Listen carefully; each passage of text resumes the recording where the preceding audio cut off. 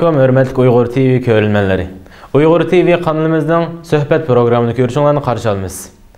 Bugün 2019 yıl 16 aprel seyşembe. Hazır biz 2000 yıldan bu yan Ankara'da vətənimiz Şərq Türkistan'ın davasını qıb kelavatqan Büyük Şərq Türkistan Cemiyeti'nin sekreteri Xayrullah Efendi bilen söhbət edib barımız. Qəni undaqda diqqətinlə söhbətimizdə bolsun. Assalamualaikum, qanday ahvalınız? Aleyküm assalam. Aldı bilen ekran altısı görülmələrimizə özünüz bir qısqaça tanıştırıb etken bolsanız. Assalamu aleyküm.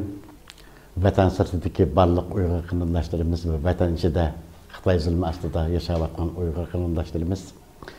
Mən Xayrullah Efendigil Efendi 1958 yılı Yarkent'te doğuldum. 1961'de vətəndən ayrılıp Afganistan'da 4 yıl tuğandan keyin Türkiye'ye 1965'te geldik. Şu aklımız yetkenden bu yan Şarkı Türkistan davası içinde bulup 2000 yılı Ankara'da Şarkı Türkistan Medeniyet ve Hemkarlık Cemiyeti'nin şöbesini kurup 14 yıl üzlüksüz halde Şarkı Türkistan davasını Ankara'da yürüzüp geldim. 2014'ten keyin özümün salametlikim ve ailemden ailevi meselelerden tüpeyli bu davaya azrak arabeygen bolsam mı yani üzlüksüz halde Ankara'da, İstanbul'da ve dünyanın her qaysı yerlerinde Şarkı Türkistan davasıga qo'limdan kelishcha hizmet qilishga tirishib geldim. Xayrullah efendim, siz 2000 yıldan bu yan Türkiye'nin her qaysı yerlerde, Ankara'da, İstanbul'da, dünyanın her qaysı yerlerde Şarkı Türkistan'ın davasını qıb geldiniz. Undaqda bu jarayondagi xizmatlaringizni xalqimiz bir yoritib bergan bo'lsangiz. Ankara bilesiz Türkiye'nin payitaxtı. Bu payitaxtda siyasi manevralar işadı buludu.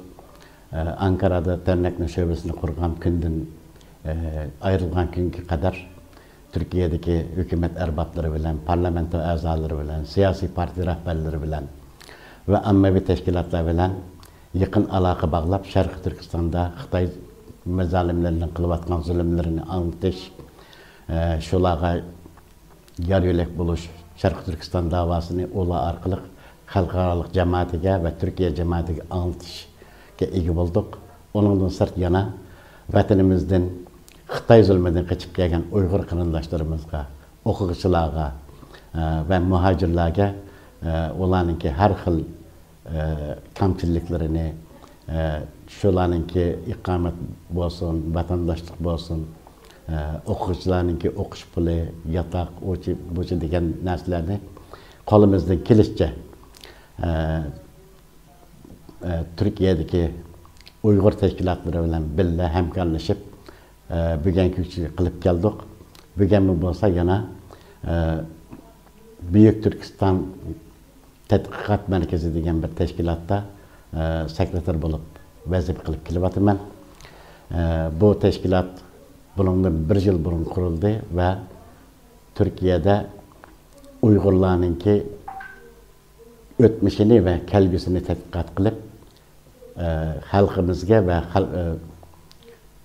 umum dünyaya anlatış Şarkı Türkistan davasını bir yerden, bir koldan bütün Uygur teşkilatlarını yeklemek, olabilen birle hemkarlaşıp en yukarı dereceye ekiliş ve birlik beraberlikle tesis kılışını maksat kılıp kelibatımız. Allah razı olsun. Büyük Şərq Türkistan Cemiyeti'nin faaliyetlerini bir yoritib bergan bolsangiz.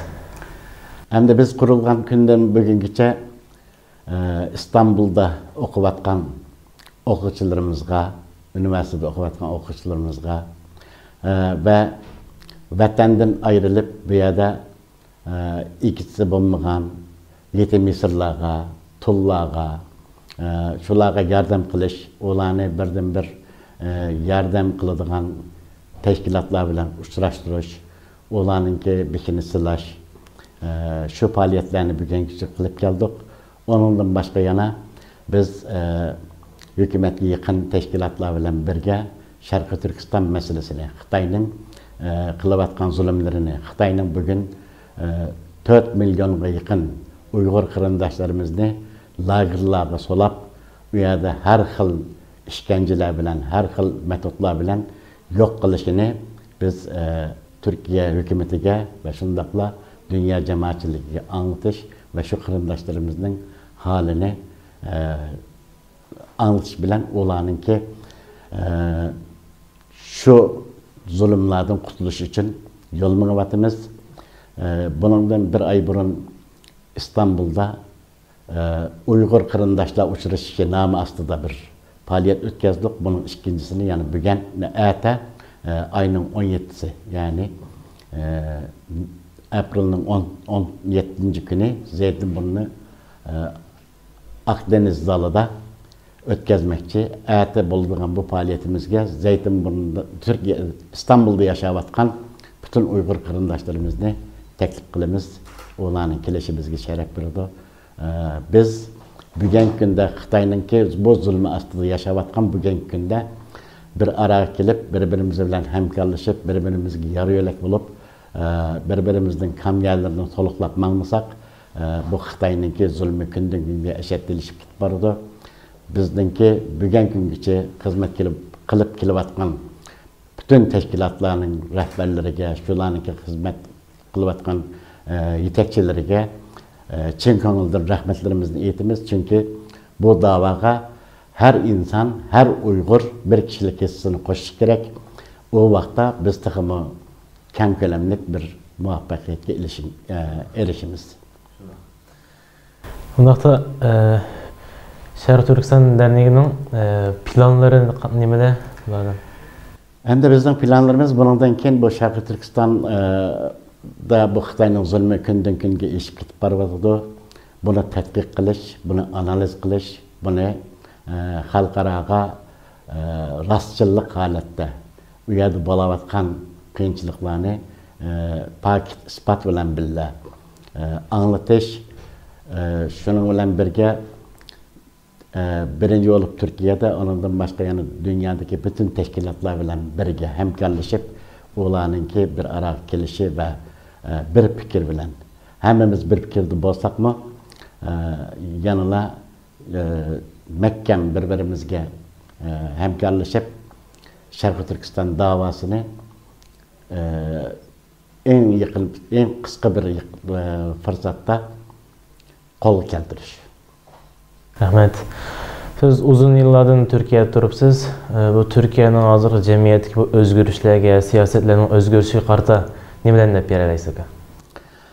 Endi biz Türkiye'de yaşavatkalı uzun yıllar oldu. Türkiye'de siyasetler özgürdü, hükümetler ketidi, başka hükümetler keldi. Lekin Şarkı Türkistan davası ne biz bütün siyasi partilerge ve bütün hükümetlerge anlatış için tirişip kelyapmiz. Bizden burun çoğlarımız bu faaliyetini yürgüzüp kelgen. Onlardan Allah razı olsun. Hemmisi şu Şarkı Türkistan davasını vatanimizden Xitayning qo'lasidagi zulmlerini anlatıp kelgendi. Biz şularga ergişip şularning yolu bilen, şularning izi bilen bugün yani biz şunu kılıvatımız. Belki bugün hükümetning en üstüdekiler Şarkı Türkistan to'g'riliq bir gap so'z qilmagan bo'lsa-mu, lekin ular yana Şarkı Türkistan'da bo'layotgan zulmlarni bilyotidi. Şarkı Türkistan'dan kelgan yoki boshqa yerdan yani Türkiye'ye kelgan qarindoshlarımızga quchoq ichib, ularning hollarini, dardlari bilan dardlashib, ularga yo'l ko'rsatib qilyotidi. İnşallah bu kunlar o'tadi, Xudoyim buyursa inşallah. İnşallah. Vaqti aka ahırda xalqimizga qandaq yurak so'zlarimiz va talablarimiz bor? Bütün dünyadaki Uygur teşkilatlarımızga, bütün kırındaşlarımızga sığınıp salamlarımı eğitimen. Buna bugün Dünya Uygur Ayallar Cemiyeti reisi Risalet Hanım ve şundakla dünyanın her qaysı joylaridan kelgan Uygur analarımız, kızlarımız İstanbul'a cem bulup kepti. Bugün yani bu Uygur TV'ni ziyaret kılıp geldik. Şununla okşas bizler her Uygur özgü tegeçlik bir kişilik vazifesini ada kılsa, birbirimizden akısından gep kılışını taşlap, birbirimizden hürmetlep, birbirimizden izzetlep, birbirimizi bilen yakın inak ötsek, bu Uygur davası bizge Allah'ın bir buyruğu dep oylayman. Şunun için biz evvela özümüzde tuzutmamız gerek.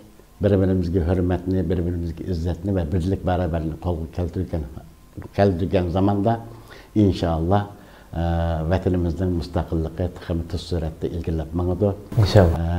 Yana başta Uyghur TV'ninki başlığı hürmetlik Abdülcelil Karakaş efendimge ve şundakla İstanbul'da hizmet yürgüzüvatkan sizlerge ve ak görünüşteki kırındaşlarımızın hemmisine salamlarımı ve hürmetlerimi bildirme.